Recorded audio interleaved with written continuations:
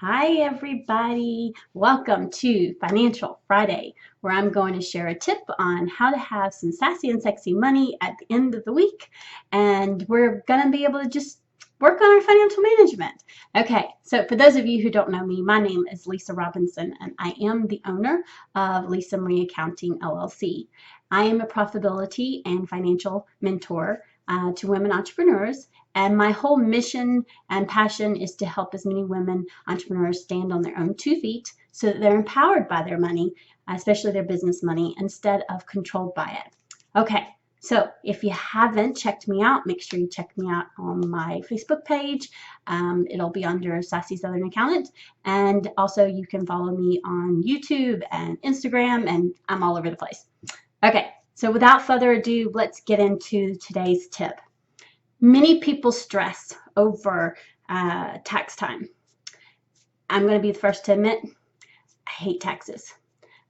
Yeah, I know, that's weird. But hear me out. I hate taxes just like everybody else. Okay? I don't like paying the IRS. Honest to goodness, I don't. I don't like giving the state money. Honest to goodness, I don't. But I want you to think of two things, okay? First, if your business, if you owe money to the IRS, or the tax man, if you're in Canada, we'll call it tax man. If you owe money to the tax man for your business, then that means your business is making money. So when you look at it that way, we want to pay them. It's a necessary evil, right? We don't like it, but if we want our business to be profitable, that's when they're going to get the money, right? So look at it this way. Look at it as a way of, woohoo, I'm being profitable, my business is making money, I'm making it. Okay, so that's great and fine, Lisa, but what can we do so that it's not so stressful come tax time? Simple. Everybody knows that the tax man taxes you. If you're in the United States, depending on the state you live in, they do 5 to like 7%. Average is like 6. And IRS and Canada are right around the same, where it's like a 10 to 15%. What I recommend, okay, and what I do for myself and what I do for my clients is, as you know, you're taxed on your net. But here's the problem. When you finally get to your net and it shows, okay, you owe $5,000, you normally don't have that to put up because you've already spent it, paid yourself, or you've done something with it, right? So what I suggest is at least once a month. I suggest every 2 weeks, just because that's normally we have the consistent money coming in throughout the month, and I don't want you to really wait till the end of the month unless you're going to pay yourself at the end of the month, and you're only going to pay yourself once. But I recommend taking it off the top. So take 10% off the top, or 15% off the top, whichever, depending on about how much you're making.